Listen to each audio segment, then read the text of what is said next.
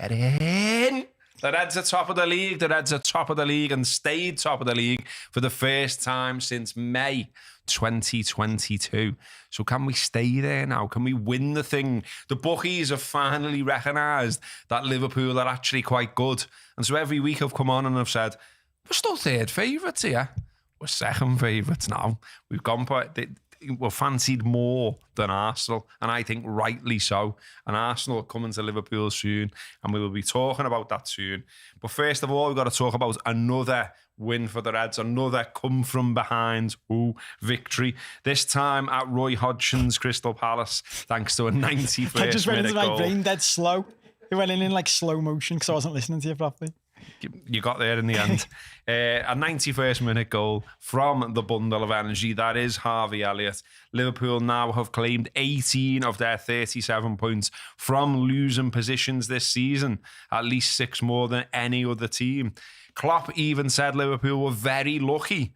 He spoke about that they were too passive. He said the timing was horrendous. He referenced attackers running at the wrong moments, making surges into the boxes when they shouldn't have done. He called it a really bad performance for 76 minutes. But who gives a fuck? We won. We won and we're top of the league. We won and we pissed off Roy Hodgson. I was a happy man on Saturday afternoon. Were you happy, Copey, with what you saw, or do you agree with the general assessment of this one that Liverpool got away with one? I don't think we got away with one. I just think Klopp said this a week ago, and I just think everyone just needs to get their heads around this, and I think most sensible fans do. This stage of the year, just win the games. Just win, isn't it? Harvey Elliott said that, didn't he? Yeah. And no one cares. Like, you care now because it's now. Yeah. But, like in 3-4 months or whatever, when you look back at this game, no one's going to say, oh, remember that? They were shit for 76 minutes. How did we play in the league games when we won the league around Christmas? Yeah. No one gives a fuck. We won the league. Just win the games. And I was thinking about this the other day as well, Joe, the whole, we've claimed more points from losing positions and stuff. It's like, is your glass half full or glass half empty with this stuff? But I was thinking, yeah, but you're better off being in that position than what Spurs have been lately, aren't you? Like, when you think, we keep conceding the first goal. Like, yeah, but they keep scoring the first goal, then conceding the last goals and losing games. Well, it's better to be this way around, isn't it? 100%. And I just think that's it. Like, were we great? No. Did we not play very well? No. For the first 76 minutes, as everyone keeps saying. But it speaks volumes for the squad we've got now and the number of changes he's making and the impact that subs are having throughout the season. Like, if you look at like the main rivals for the league, according to the bookies, and I think everyone would say Arsenal and City, is our squad any worse than either of theirs? When you think about it, really, when look at strength and depth, the big one for me for all of this, I meant to say this last week, was we've got the best goalie. I mean, obviously everyone will say Haaland's the best, but we have a world-class striker as well. And Arsenal have neither of those, do they? I know, and they seem to be on this, obviously like it didn't go their way at the weekend, which was great.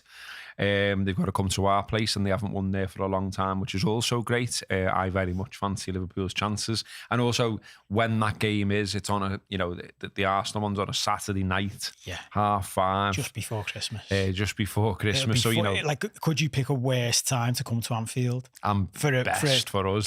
Best for us, but for them. And especially when it could be the top 2 in the league head to head. And amazingly, my partner's family, so how good's this for planning? My brother-in-law, and his dad are both Arsenal fans because his dad's from Ireland, so he's raised an Arsenal fan.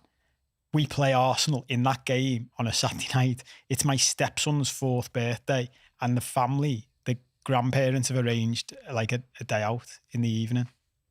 And when you look at when I got told about it, I was like, do your brother and your dad know about it?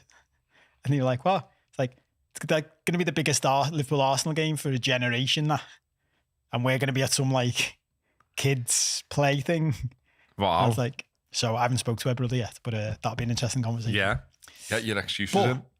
Yeah, but I mean, aside from my issues with it from a planning perspective, that's a mad night to come to Liverpool, isn't it?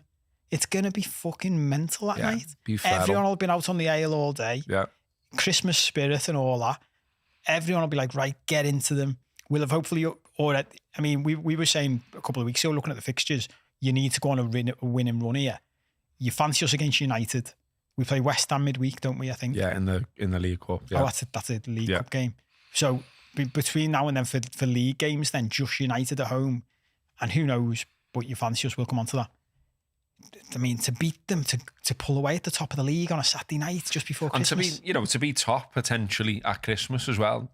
And it's feeling very much in our hands to go and do that, obviously, because we're top. We've got more points than anyone else and we keep winning, we'll stay there. Like how many times, I think we touched on it the other week, didn't we? How many times, when you're growing up and Liverpool weren't the best and we lived through some grimmer periods as Liverpool fans, would you say, I just wish we were still in it at Christmas? Well, if we're top at Christmas, that feels huge. And there will be stats out there which I haven't got in front of me about how many sides have then gone on to win the league. I think there's a fair few. It's fair to say, look, it's going to be close, and but if Aston Villa are marching around the gaff saying they're title contenders, which they are now, then we definitely are. And look, I get it. I get that there is still some glass half full aspects, like the injuries, the fact that for 76 minutes, Liverpool didn't even manage a shot on target on Saturday. But equally, as we keep saying, this sort of spirit that's there, this they keep finding our way and some way to win. And there still feels like there's, a lot more to come from certain players. Like we're going to talk about Núñez later and some stuff that's being written in the press today about him. And some stuff that I've just generally heard some Reds start to say about him as well. Like if he can find, another gear, if he can become a bit more lethal in front of goal, which I think we'd all agree he could do with doing soon. Again, and then you've got the players who were injured to come back. Like we're achieving all this without Robbo. We're achieving all this without Thiago. Who knows if we might see him again? And so on and so forth. So why wouldn't you get excited if you're top of the league? Why wouldn't you be happy if you're top of the league? We're top of the league. Yeah, well, it's funny looking at the odds as well, because when you said, we've come to second favourites now, we're still 3-1 to win the league, and Man City at 11-10 on to win. Now, when you take a step back from that, everyone always says the bookies very rarely get things wrong. But that is based on historical performance, isn't it? It's based on the money as well, though, isn't it? It's based on the money that people are putting on, of course, yeah. But, people, if you just look at how everyone's playing this season so far, City are miles off what they were before. I look at this City team and do I see it? And look, touching wood and all that, because you never know with City, and they're brilliant and all the rest of it. But they are off the back of doing a treble. They're starting to have that thing we had at the end of last season after the quadruple push, where all of a sudden a few of your players just look a bit leggy. They look like they're on a bit of a come down. You saw Grealish, Joe, after the summer saying he's fucking had the time of his life. Where'd you go from here? And I just think the longer that goes on, we talked about this the season we won the league. You get neck and neck with them and then you start pulling ahead of them. And what you want to do is get inside their heads. And I think it's much closer than the odds suggest. I think if you were just basing it on this season, we'd be favourites to win this league, because they're not showing me anything yet that tells me they're going to blow everyone out the water. Do you know what I mean? I said coming into the season, the good thing is there are more teams now who can take points off City. And that's good for us as well. Because I was just looking at, Joe, if you do the points per game thing, we're on course at the moment for 87 points, which is, compared to the past seasons when we've been head-to-head with City, you wouldn't think that would be enough to win the league. But I think it probably would be this year. 87, 90 points. Yeah, because it does feel like the bar's lower this season already, because, City have already lost a couple, etc. Don't look the force they want to. But equally, you have got to be careful talking about them, haven't you? Because, we've seen before where they'll just put a run together. They clawed back 10 points, didn't they, when on Arsenal? Well, exactly. And things like that. I mean, I'm saying these things, and as I'm saying them out loud, my own brain's saying to me, what are you talking about? This time last year, we said this on our main show, this coming out on Wednesday, Pep Guardiola even made a point of saying we were 10 points behind Arsenal and we pulled them back. So you can never write them off. Just got to stay in there, I think, from a Liverpool perspective. Just stay in there, keep winning, as you say, take care of our business, if you like. Yeah. And things seem to have fell quite nicely. Man United, veering from one crisis to another. Lost 3-0 to Bournemouth. It should have been 4-0, albeit for the daft handball rule. And even listening to their like ex-players, who many of them are now pundits. I heard Ferdinand this morning, and he's already talking about, come and shut up shop. Like, they haven't got Fernandes for the Liverpool game either. And he's like, I'd rather we just went there and we were hard to beat rather than try and go toe to toe with them. That's like that's music to your ears, isn't it? To hear that, bearing in mind what the versions of United we've previously lived through. Yeah, it doesn't seem like they're going to sack the manager right now. When you're doing mad moves like sort of ban and press and all that, I just always think that never ends well. I don't think it's a particularly wise move. I don't think Ten Hag has got anywhere near the gravitas that Ferguson had when he used to play those games. So they just end up looking a bit daft, really. Do you know what I mean? And I'd be very surprised if it's anything other than a Liverpool win when they come here, because their record against us in recent years is terrible, brilliant from our perspective. The same goes for Arsenal. So like I say, the opportunity to grab it is there. And I'm sure, I always think about this, I'm sure, at Kirby now, or this morning or whatever, like everyone's buzzing. So there's people picking it apart in the media, and there's people saying, they're still flattering to deceive a little bit, and it feels like they're getting results, but they're not the performances.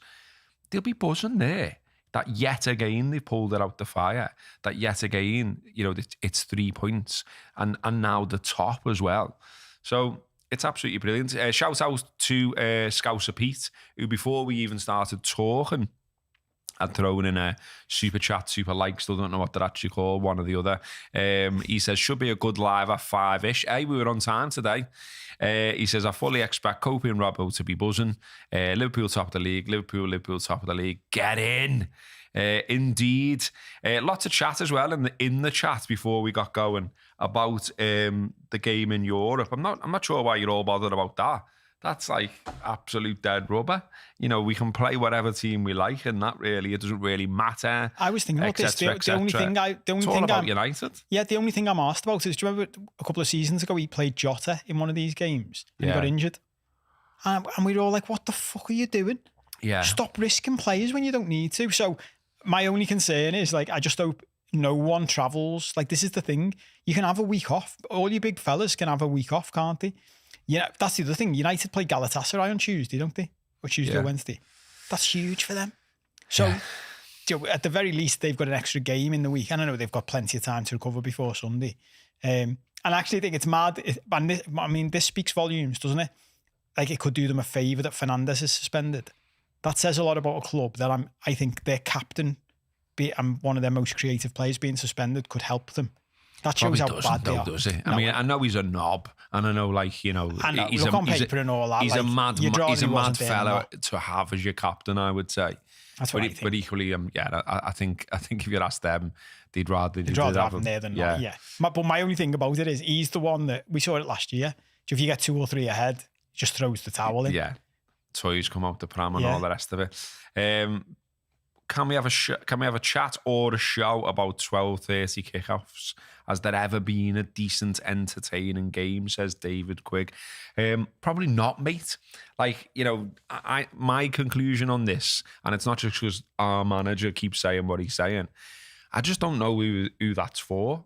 I don't know who it benefits. Well, it's the simple answer is it's for international audiences, isn't it? So they can watch it at a decent time. But I think, but they're not getting a true reflection of what it could be. No. Do you know what I mean? Like, the City game. We said the other week, didn't we? Like, to put the game between arguably the flagship game, basically. Yeah, basically the two.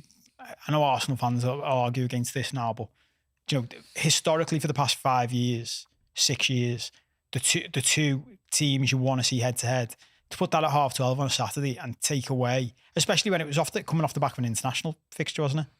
So you're taking away so much from that game. It's just madness. But also it's because of the 3 o'clock blackout, isn't it? So, like they would use that slot to show a game if that wasn't there, but it is there and it doesn't seem to be going anywhere. For me, why don't they just put more games at 5:30? Because when I look at what football fans seem to generally say about kickoff times, that doesn't seem to be one that annoys people. We've just literally said we're excited about the idea that we're going to be playing in that time slot. It still feels like if you're on an away, you've still got time to get home and things like that. Because that is always a concern, for travel and fans. Is it the Asian market they're targeting with 12:30 kickoff? But I'm not asked. Like, this is my thing. Last time I had this debate and wrote something about it and then had to take on all the people who didn't quite agree with my opinion online, I was like, I don't think it's a mad shout to say this is the fucking English Premier League. And if it's Liverpool against Everton, as an example, well, first and foremost, think about the fact that it's our league, this country. Not racist to say, let's put out, if I decided to be into American football, which I'm not, but if I was and I selected the team, started following them, maybe even went over there and watched the game, I wouldn't be sitting here going, they should play their games at a time that suits me. I would go, I'm following a sport that's being played in another country and they play it at a time that suits them. So even that, I don't really get that argument. And also, but it's not a fan's argument, isn't it? This is the problem. It's a capitalist. It's a TV executives thing. Yeah. But even they must know. Because it's like, where do we get the most money from? But it's coming up so often as a debate now, and it's not just Jurgen Klopp, despite that sort of boring line, if you like, and people sort of looking to bait him in interviews about it and all the rest of it. It's not only him that thinks that it isn't a great time for football. Plenty of people have said it. Players have said it. Other managers have said it. Fans say it. So you've got all these essentially stakeholders in the game saying, it's a bit shit, this. You'd think at some point it might filter through to the fucking executives at TV companies, and they might go, maybe we should rethink this, because no one's into it. But it seems just year after year we have the same old discussion. I think that the sad reality is, it's like when people are protesting against the Glazers or whatever and against multi-billionaire owners, and the sad reality is they don't give a fuck. No, they don't give a fuck. Because the suits would just be like, we get loads of dough from out there. Well, it's like there's a game on Christmas Eve this year, and that's something that fans and the fans go in the game. Yeah, they've opposed stuff like that for years, and it's been opposed again, but it looks like it's likely to happen. And then once it happens, it's like, well, we've done it before, precedent's been set, etc., etc. And it's just like, the absolute overload of football into every time slot in life, I just don't think is a particularly good thing. I don't know the numbers off the top of my head, because I just saw the headlines and just laughed and pushed past it. They've just announced a new TV deal, haven't they? And it's like, more games than ever. That was the basic headline. More games than ever will be on telly. Yeah, okay. So, and that's what you're up against. Anyway, fuck kickoff times. Let's talk about the Reds, who's the top of the league. Let's talk about that. It's a double-edged sword, isn't it? On the one hand, you can say they've got away with one because XG 1.25, Palace's is 1.74, but XG doesn't win the league. Also, lots of facts and figures from the game. 3 of the stoppage time goals that have won Liverpool matches this season have come from subs. So Núñez against Newcastle, Diaz against Luton, Elliott against Palace. Liverpool have already won 4 matches in the Premier League this season, having conceded the first goal, more than any other team, and one more than they managed in the whole of last season. You mentioned before changes and sort of using the squad and all that kind of stuff as well. Klopp's made 138 changes across 23 games this season, which is way, way more than any other side. So there's a clear strategy going on here. Also, Elliott, I was just made up that it was Elliott. Like, I've been saying for ages that I love him coming on as a substitute, and I'm sure he doesn't love only being a substitute. He's 20 years old, he's a talent, he wants to be in the team. But I think his positivity, his attitude, his energy when he comes off the bench, almost every time he seems to cause something to happen. He's quite clever, I think. There's a lot of people that are quite, even Reds, that are still a bit disparaging about him, which I don't really understand. So I was glad that he got a little moment there. And obviously scores the winner. But I don't know if everyone will have seen this, but he basically didn't give the ball away once in the time he was on the pitch as well. So he comes on 74 minutes. obviously his goal gets the headlines. He completed 24 passes, attempted 24, completed 24, but he was positive with them as well. Like if you see the sort of the map of the passes, they're all forward, they're all making something happen. And to put it into context as well, it's as many as Diaz managed in 90 minutes, more than Gravenberch completed, and twice that of Nunes. So that's all sort of, him just coming on as a sub. Wants to ask you about this. Carragher tweeted that Liverpool are top of the league, but we have to improve defensively. Virgil and Alisson outstanding again. They've been doing some very heavy lifting this season. It was a bit of a nail biter of an afternoon, wasn't it? It never felt truly safe all the way through, really, did it? It was one of them where you're like, this could be the day when it all goes tits up. Yeah, did you see? I saw when Jamie Carragher tweeted that, and then he retweeted someone else who'd replied to him. And we talked about this on our main show this week, so go and check that out on Wednesday. You just can't say anything online. Someone will always have a pop at you. Oh, yeah. Someone had a pop at him saying like, yeah, look at him having a go at Van Dijk here, and he's only saying that because he doesn't like him. And you're like, what? I had to reread his tweet. Say, wait, what? He's just said he's like one of the best players. He just said he's outstanding. I don't know what. How's he had to go on? I guess the person read it like he was saying we need to improve defensively, and that's Van Dijk's fault.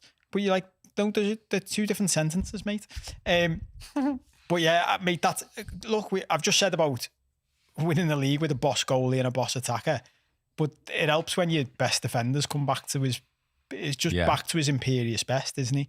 We're seeing more and more now that Virgil van Dijk that just eases people out the game. Do you know what I mean? There was one where they had a break down the left-hand side, and he just did that thing where he was just like, he looks like he's jogging alongside them, and then as they got to the edge of the box, he was covering off, like he was blocking the passing lane at the same time he's shepherding them towards where he wants them to go, and then in the last step, quickly over to him, blocked the shot, and it just looked like peak Virgil van Dijk. And I think in those moments, that's when opposition players like, shit, because that spreads quick, doesn't it? Again, like, you can't get at him again now. And Alisson as well, two absolute belter saves. Alisson, we've got a number of players now. I was thinking this about Trent as well, but Alisson definitely, where they are so good and they have been so good for so long that you've got to be careful not to take for granted what they're doing. I know. I was so made up he was back on the side, like, because I thought he was going to be out for. That's what I thought. Well, I think it's just for United. Yeah, you know what I mean? And you just see the difference, don't you? Like the goals Kelleher conceded when he was in the team. You're like, yeah, like he's a good goalie. He made some good saves. In fairness, made some good saves at Bramall Lane. But the difference between anyone, this isn't a criticism of Kelleher, by the way. A couple of people said we harsh him last week. The difference between anyone and Alisson is ridiculous. He is unbelievable. He's the best goalie I've seen. Yeah, he's starting that again. That caused some. I said he's the best we've had at the club, and obviously people who've seen Clements, a handful of people who'd seen Clements didn't really agree with me, but that's up to them. Liverpool have scored more winning goals in the 90th minute or later than any other team in Premier League history, with 40% of them coming under Jurgen Klopp. That's 17 of 43. So Liverpool have scored 43 goals in the 90th minute or later. Next down is Arsenal with 32, Spurs with 31, Man United with 29, and Chelsea with 26. I just think that's one of those things as well where we talked the other week, didn't we, about how good Liverpool's home record is, and it's perfect this season. It's 7 out of 7, I think, in the Premier League. You can extrapolate that out as well, and obviously we've won in the other competitions as well. I think if you're a team, you're a club, you're prepping to play Liverpool, you'll know that. Do you know what I mean? Yeah. And you'll see that, and you can't fail to miss this stuff being right across the media. And again, this helps us. You know what I mean? This helps us. Like when they're seeing us, do what we did to Fulham, when they're seeing us now 91st minute against Crystal Palace, like I say, you can do the glass half empty and say they shouldn't be pulling themselves out of shit of their own making so many times. But equally, if you're that side and you've maybe got a 1-1 or you're winning or whatever, you're going to yourself, this isn't done because this is Liverpool. and they always put. It's like, and again, we always do this, don't we? But this is what we were like about United. Mate, I was just about to say the same thing. We spent 20 years doing this, didn't we? I remember I'd come into, because it's before the internet and all that. I'd come into my mum's house and she'd be like, "Man United are winning," and I'd be like, "How long's left?" And she'd go 10 minutes, and I'd go, "They'll win." No, she'd say they're losing. Man United getting beat. How long's left? 10 minutes. And I can feel it in my body as I say this. I'd just always go to her. They'll win. Yeah. They'll win. And John I'd come O'Shea back, will pop up or some bollocks. I'd come back 10 minutes later and she's like, "Yeah, they won." When did they score? The 89th and 91st minute. Yeah. Who scored the winner? John O'Shea. Yeah. I'm not one bit surprised. And that's the mad thing. We have become that, and it's phenomenal. And I don't think, obviously you can do the glass half full thing, but there is something about a team and the mentality of a team and the fitness of a team that can always do that to you. Because think about what's happening in the last 5 minutes of a game when the other side's knackered, you're still going. We can still beat you, you know. Even if we're getting beat by one going into this 5 minutes, we and can the still beat you. bench as well, like the use of the bench and the fact that. I mean, that's even bigger now, isn't it? I mean, I know, and what I was thinking about that as well is when Klopp was talking about that, I thought it was interesting. Like, on the one hand, you can kind of say, well, he would say that because he's the manager, and he's well aware that when he's in front of a microphone, what he says is, microanalyze. But he was basically saying, like, and he said it a couple of times now, or different versions of it. He's saying people are comfortable that they're a sub because they know they're going to play a part, because they know we've got loads of football to play, particularly over the Christmas period. So there's no one, as far as we know, as far as he is saying, who's like kicking up a fuss, because they know that if they're not playing then, they're going to play then. Yeah. They know they might be a sub this time, but they won't be that time, that type of thing. Well, I think you're seeing that, like to have these many moments, these many impacts off the bench, they must be ready to go and pumped up and want it. They're not sulking, they're not coming on going, "Am I only getting 10 minutes, lad?" Yeah. But I think that's the big thing, right? Where football has changed now is that it used to be a 90-minute game, and if you were a sub, at best you'd get 20 minutes. At best, you probably get 10 minutes. That's completely different too. Now you're getting 15 added on, aren't you, and stuff like that. Yeah, exactly. You're coming on 60 and playing a half, basically. Yeah. So, and not only that, but you're getting to come on fresh against tired legs, and you get to be the match winner. Yeah. Well, what would you rather? So I think you're getting to a stage where there'll be, slyly, no one's going to say this out loud, but there's going to be footballers sitting there thinking, would I rather play the first 50 minutes of the game or the last 50 minutes of the game? Because that's how long games are now. Yeah. And there's 5 subs. So would that, Harvey Elliott, you've got to remind ourselves how young he is. And at his age, if I was him, there'd be a part of me thinking, I'm happy being the fucking match winner here for a bit, and everyone raving off me. I've got plenty of time to be the starter and to come into this like starting lineup. So, and it's where I've got to say this as well, though. Opta have got to be, what are they going to do with this stat now they're going forward? Because what are they classing this at the 90th minute now? There was 15 minutes after the 90th minute the other day. I know. You're like, so are they all is that all 90 minute plus is what it seems to be the way to get around that one. Yeah. Serge says, "All right, lads, I moved to California a few years ago now. I've had no one to chat shite about the Reds being boss with. So listening to these shows scratches that little itch. Nice one." And he's lashed in $9.99. So well then, mate. Cheers, Serge, for that. We've had some tweets in as well before the show. Dubbers said, in their last 8 games alone, Liverpool have scored goals in the 74th, 75th, 76th, 77th, 80th, 87th, 88th, 91st, 94th, 95th and 97th minutes. That's via Daniel's story. While this shows our monster mentality, would be great if we can see off a game early. Where's the fun in that, though? Do you know what I mean? Now, I get it, though. It does get to a point sometimes with this where you're like, I'd just like a nice, comfortable one, you know what I mean? Yeah, but we're playing Man United next week. I know. Well, yeah, that could be the nice, comfortable one. That's the irony with this side, isn't it? Like we said this the other week. Like, the irony is, touching wood again, blah, blah, before anyone starts coming and blaming me for Liverpool not winning games. We're more likely to have a comfortable win against Man United than we are against Palace and Sheffield United and Luton.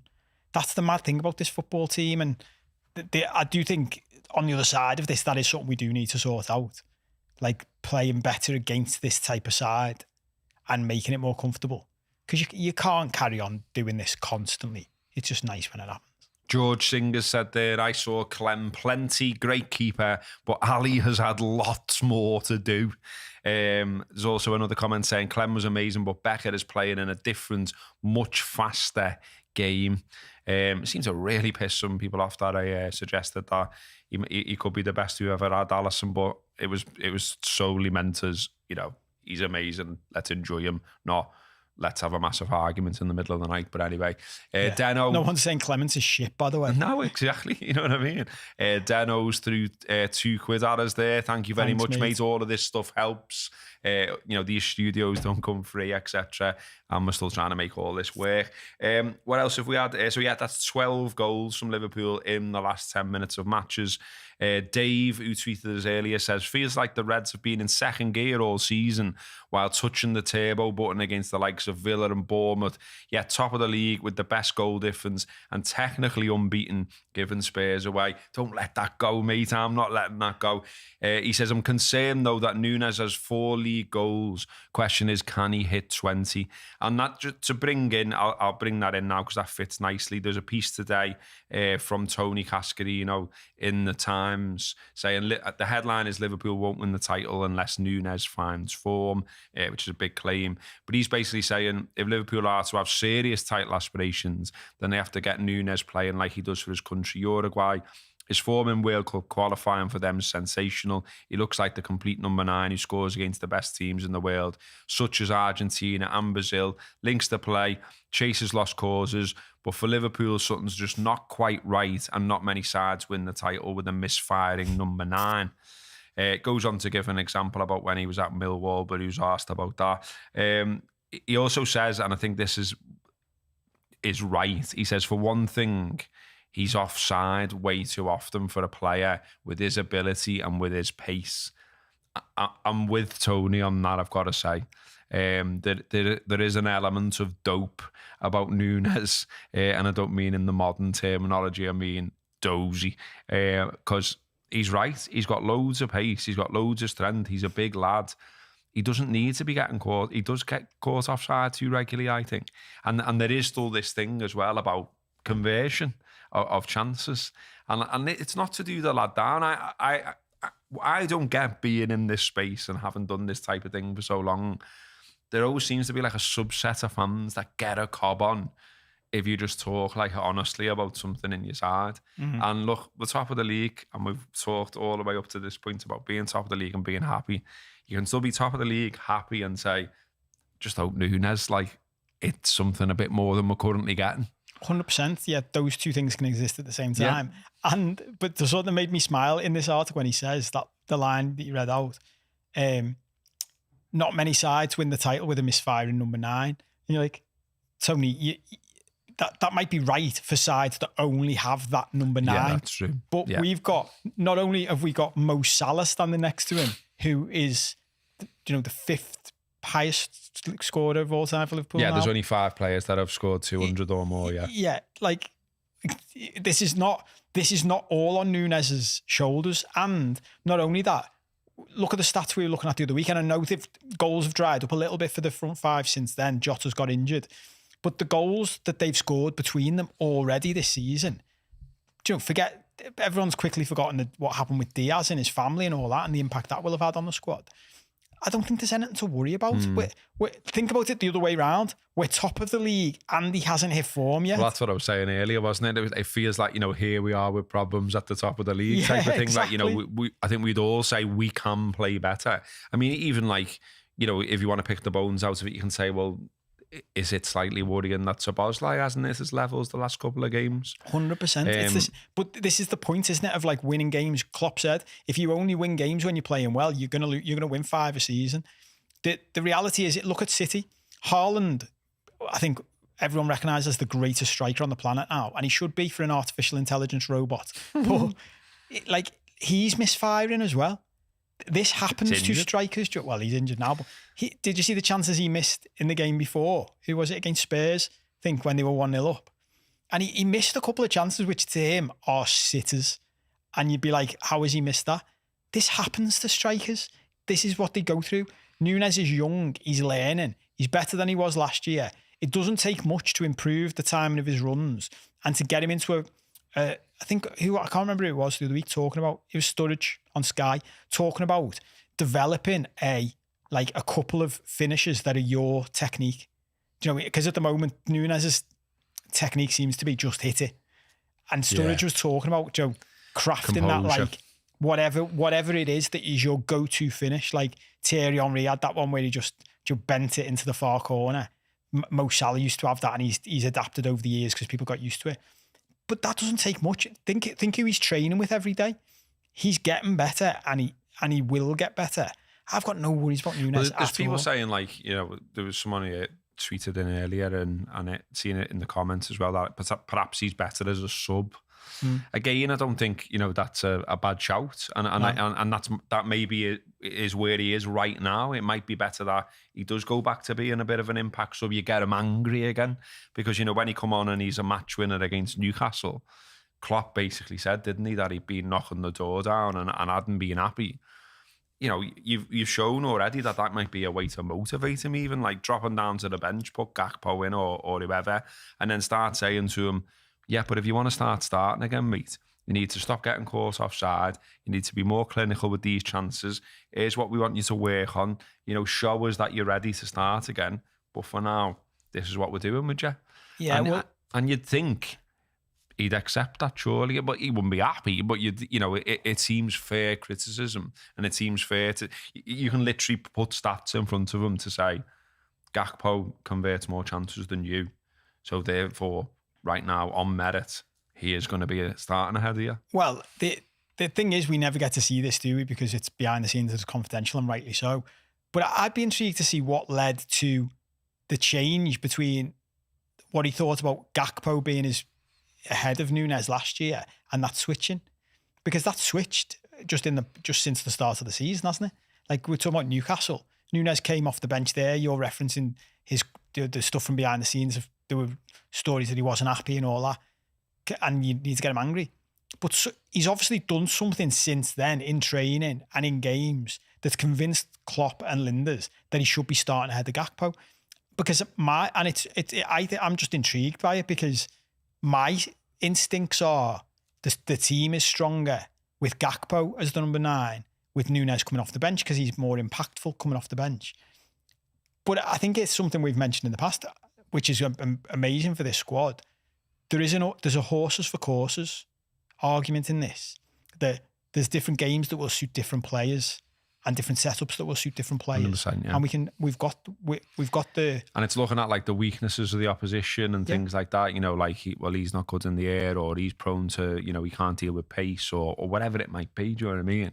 They'll come up with slightly different plans depending on the opposition, won't they? And you know, the subs will be part of the plan as well. I think we can often look at it as fans and almost always think of subs as being like the break glass thing. Whereas what you said before was spot on about how long the games are now as well, and the fact that they're playing loads and the Christmas schedule is so unforgiving and all the rest of it. I think they'll be looking at it saying, no, you're coming on 60. Do you know what I mean? And when you come on, we want you to do X, you know what I mean? Like, it'll be part of the predetermined plan. It's not just we'll see how it goes and then we'll make a decision. I'm sure that still does happen, depending on if you spotted a weakness or a player's not playing well, or obviously you've then got to deal with injuries and fatigue and whatever. But I think they'll be saying to the group, you know what I mean? Like, we're always going to be using these subs. You're going to get on. You're going to get minutes. And there's a downside to that, isn't there? Because when you take a step back and you think about it, and you think of that stat from earlier that you read out about the number of subs, the number of changes Klopp's made, think back to the Klopp Liverpool version 1.0 and how the one that won the league, won the Champions League. You had a front 3. Yeah. When they were all fit, Salah, Firmino and Mane played. But not only that, you had a midfield 3. Yeah. You had Fabinho, Henderson and Wijnaldum. You had Trent Alexander-Arnold and Robertson played every week pretty much. We didn't make many changes back then. So guess what? We used to talk about this a lot. You would have that triangle on the left-hand side of Mane, Wijnaldum and Robertson. And you'd have the triangle on the right-hand side of Henderson, Salah and Trent. All knew what everyone was doing. Then you had the front 3. This all worked in harmony because they played with each other every game. and they got used to where everyone moved and how they all played. These lads are still getting used to playing with each other. I've heard other people mention this.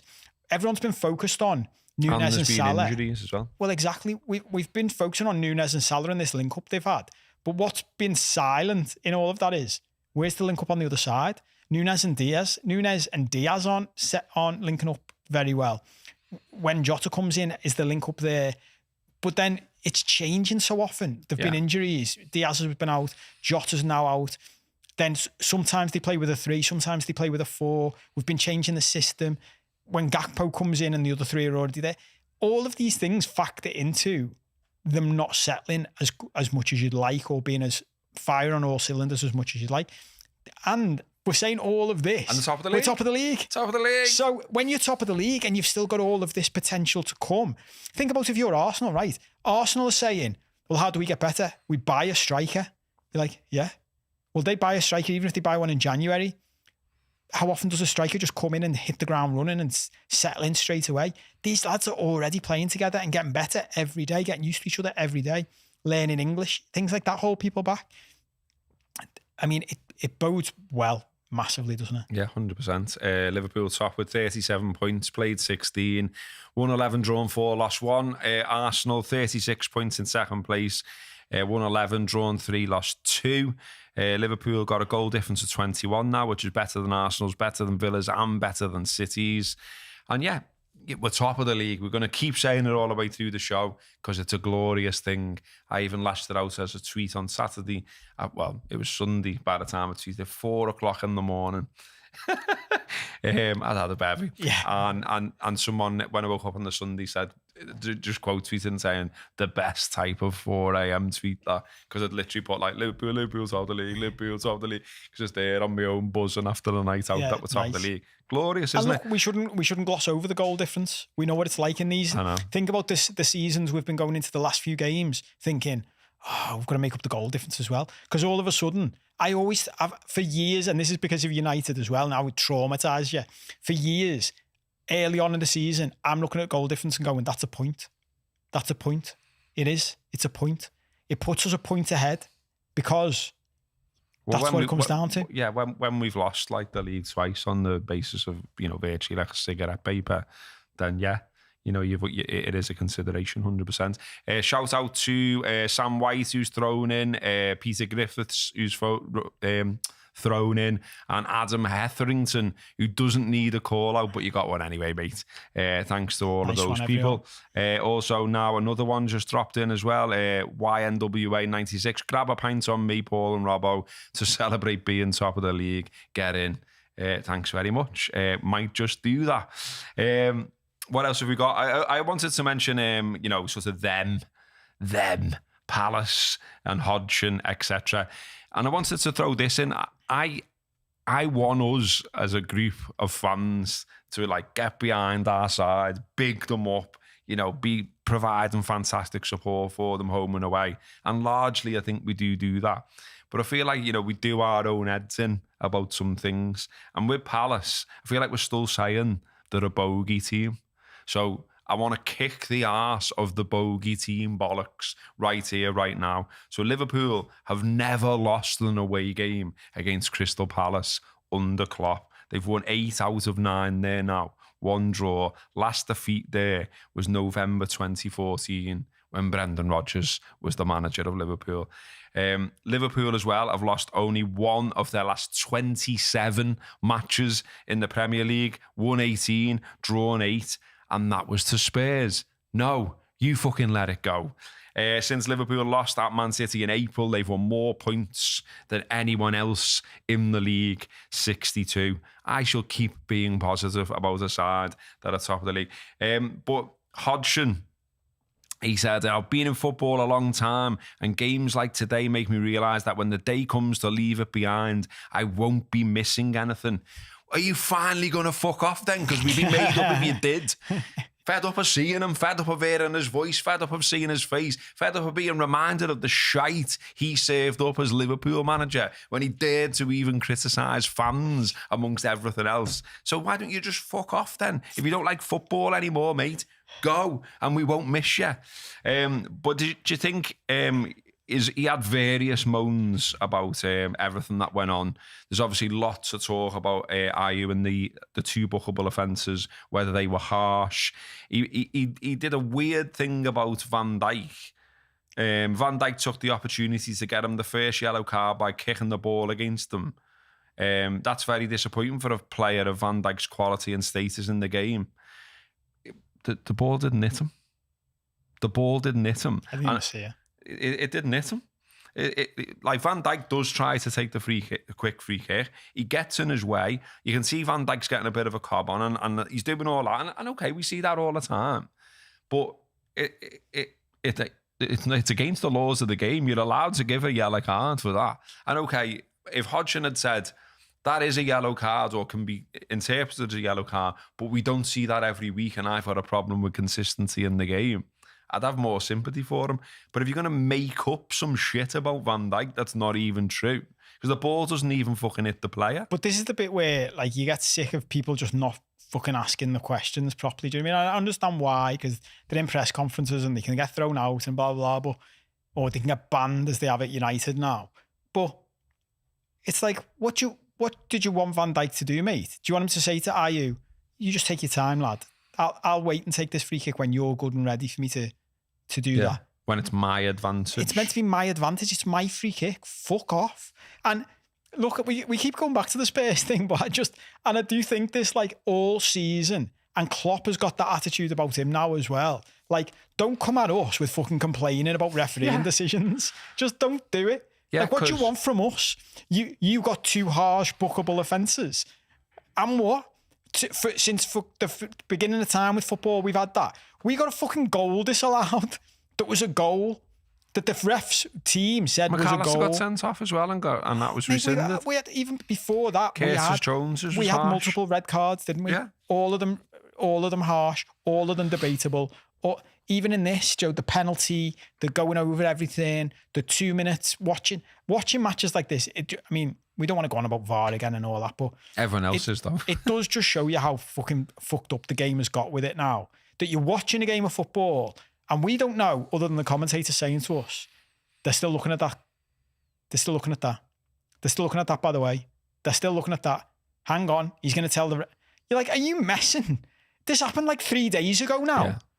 What are we doing? What is this game? What are we playing? I mean, on that one, like, you know, you could argue maybe that, you know, the weight on this is the Mateta penalty, isn't it? The foul by Quansar 2 minutes before they decided that it was.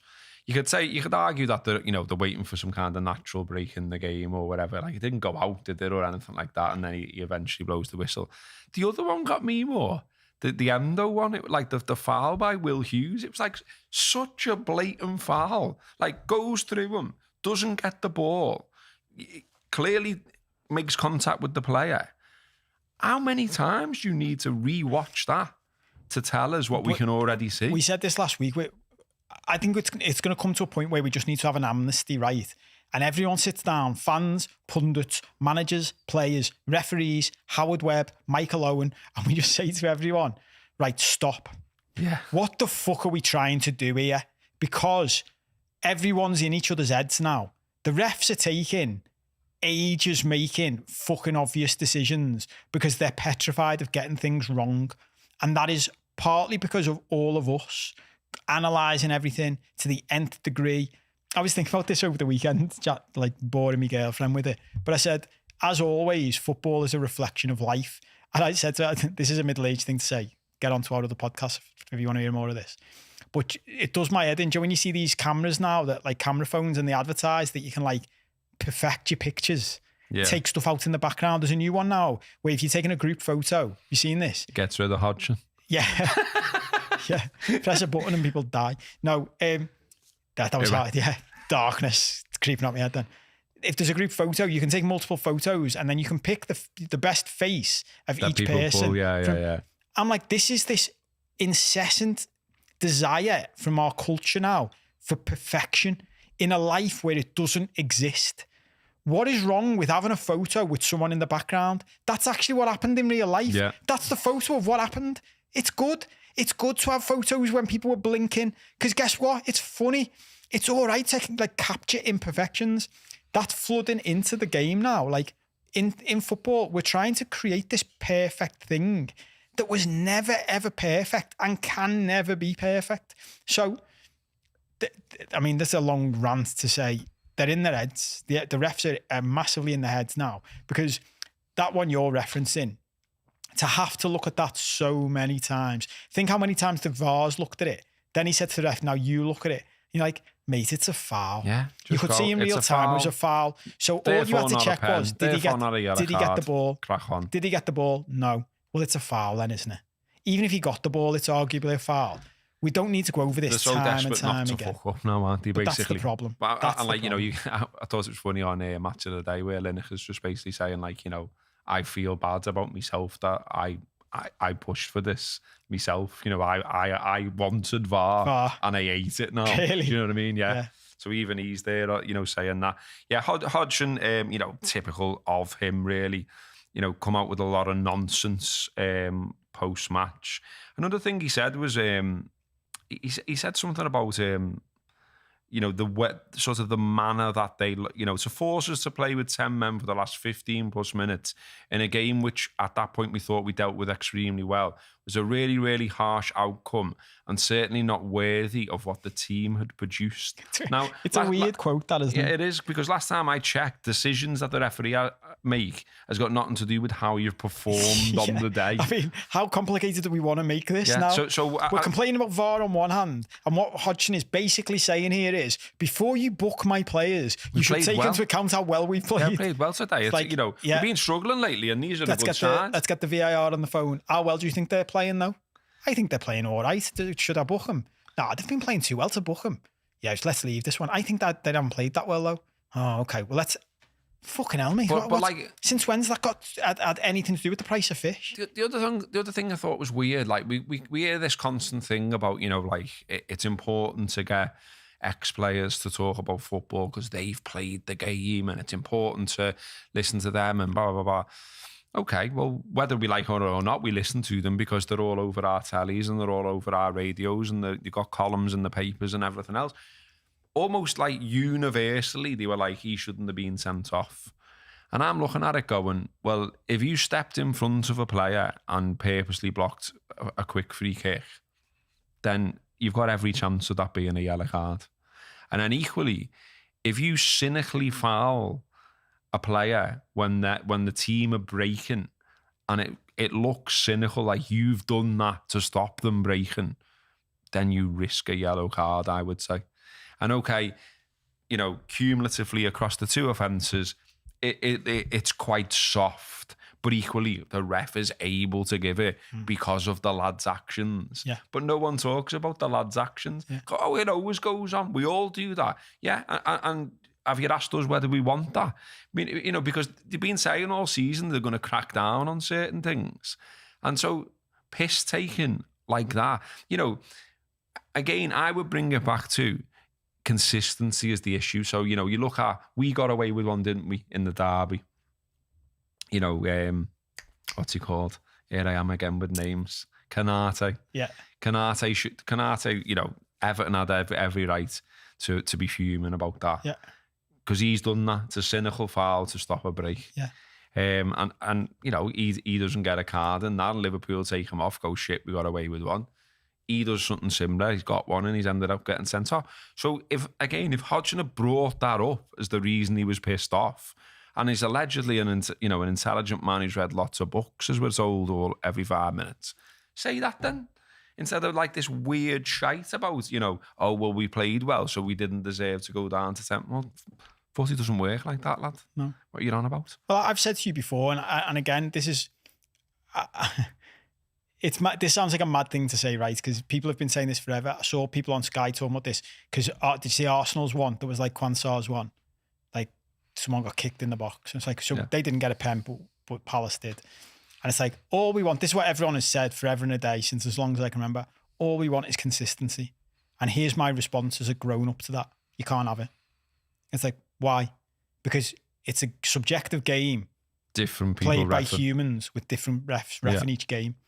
It doesn't matter how many more referees you introduce to the system. It doesn't matter what technology they have. This is the mad thing I've never understood about VAR. People still talk about VAR like it's a video referee. It's not. It's another referee with a screen. Yeah. That's all it is. It's this whole idea of re-refereeing the game. We talked about this the other week and we had a rant about it. Like, we don't call it re-reffing the game when the linesman makes a decision. We just treat him as part of the refereeing team. But the guy who's watching it on a screen, we treat as a different part of like the performance or whatever. I don't get it. But at the end of the day, we can't have what people want. We can't have consistency, not to the level people think they can have it, because it's different humans with different brains. Maybe we'll get to a point where AI can do this better than humans can, because they can just be programmed with, 1,000 examples of what happens and what that decision should be. But even then, there are nuances to football. There are nuances to decisions, aren't there? And I saw Postecoglou talking about this a couple of weeks ago, and I really liked what he said. He was just like, what are we doing? What is it we're trying to do? Because and this is my thing, I had a rant about it the other week about subjectivity. If I show you something and, 5 people in a group say it was a pen and 8 people in a group say it wasn't, it's subjective, isn't it? So I could show you, if I then have to go to you, this is what he was saying, if I then have to go to you, yeah, but look at it from this angle. He said, what are we doing? Because I'm just convincing you now of something, aren't I? I'm just convincing you of my opinion. But people have got different opinions on football. That's part of the joy of the game. Just got $5 from Brace DeVille, who says, the only thing better than Robbo giving Hodgson some stick is a big Sam Gravy rant.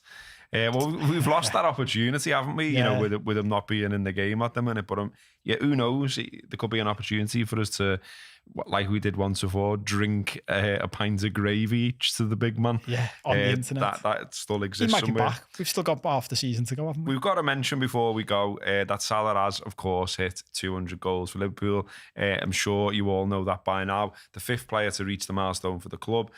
Also his 150th Premier League goal.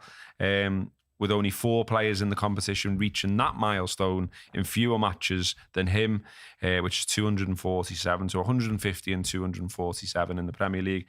The only players to do that faster were Alan Shearer, who did it in 212, Aguero, 217, Harry Kane, 218, and Thierry Henry, who did it in 220 appearances. So, amazing company there. And then if you look at the big list now for Liverpool, Ian Rush, of course, out in front, the top goal scorer for the club in the club's history, 346 goals. Unlikely to ever be topped that one, I don't think. But then you've got Roger Hunt, 285, Gordon Hodgson, 241, Billy Liddell, 228, and then there is Mo Salah in 5th place on 200 goals for Liverpool Football Club, ahead of Steven Gerrard, ahead of Robbie Fowler, ahead of Dalglish, ahead of Owen, and on we go. It is phenomenal, isn't it? It's, and we always end up saying the thing, don't we? And he's not even like a striker, really. You know what I mean? He's coming in off the wing and all that type of stuff. Amazing. Well, then we mentioned this before, but his goals per game ratio is just off the charts as well. When in that list, he's second only to Gordon Hodgson.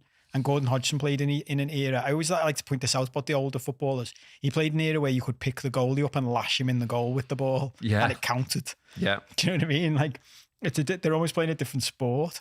He's just, Klopp's reaction just summed it up, didn't he? Just super, super special player. And it's lads like, it's him. I'll keep repeating this because I think it's right too. It's him and Alisson and Van Dijk especially, but others around them, that make me say we can win this league. 100%. Because he thinks we can win this league. Make no mistake about that. He's in that dressing room saying to those lads, I'm getting on now, lads. We're going to win this league because we're top. Alisson's saying it as well. He did say it. He said that's what we're in it for. We're in it to win it, which is what you want to hear. But yeah, I mean, again, as well, when you look at this, from how does it make us feel and how does it make them feel? Salah keeps on scoring. Salah keeps on breaking records. That makes us feel good. It must be great to be his teammate. I thought all the stuff about the relationship between him and Harvey Elliott was really nice. Did you see all that? Yeah. And you even had like Elliott doing, and people who regularly listen to me talking shite will know I hate the word banter and the word bants and all that, because mainly it's something that knobheads do. But I did like that, like Elliot was cheeky enough to go on a telly interview, like, it was a deflection, that one. Wasn't that an own goal? No, and all that. But, like, there seems to be like a real affection between them two. But like, definitely. When Salah was speaking about Elliot, I thought he was almost like quite stern, like he was saying, like, if he wants to come to me and like ask me about things, he can, and he does. Yeah. And I'll tell him things as well. And you're like, wonder what Mo was like then to work I with. thought he was quite fatherly, I thought. Yeah. Like, and when you think about the age difference, yeah, like the way he went, I've told him you've got to get in the gym more. Yeah. And all that was brilliant, wasn't it? It's nice because if you're think about the impact that has. You're playing with a true legend of the game, and he's giving you advice, and his advice is work harder, be professional, turn up every day. And did you hear where he said, just do something extra at the end of every training session? Something. Yeah. You're like, yeah. Well in. I always liked that one as well. Just before we go, the Ben Foster one where he talked about Mo. And he came up, didn't he come up to him on the final whistle and say, like, if it got a penalty, which way would you have gone? Foster asked Mo. No, Mo asked Foster. Oh, did he? Yeah, just so I know. So he'd know, type of thing. I like that. And just, always looking for some bit of information, something that can give you an extra edge. Okay, that has been Live at 5. Thank you to everyone who sent us tweets, who commented live, who sent us super chats and super likes and all that kind of stuff. If you like what we do watch the main show as well. That will be out on Wednesday. If you really like what we do sign up for our Patreon as well, which just help us keep on paying for the studio, etc., keep the whole thing going.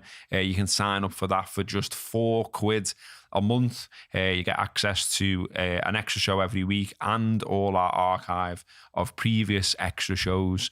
We shall be back next week, Monday, live at 5. See you then. Up the Reds. Hopefully should I say a bad word? Hopefully we've beaten the Manx.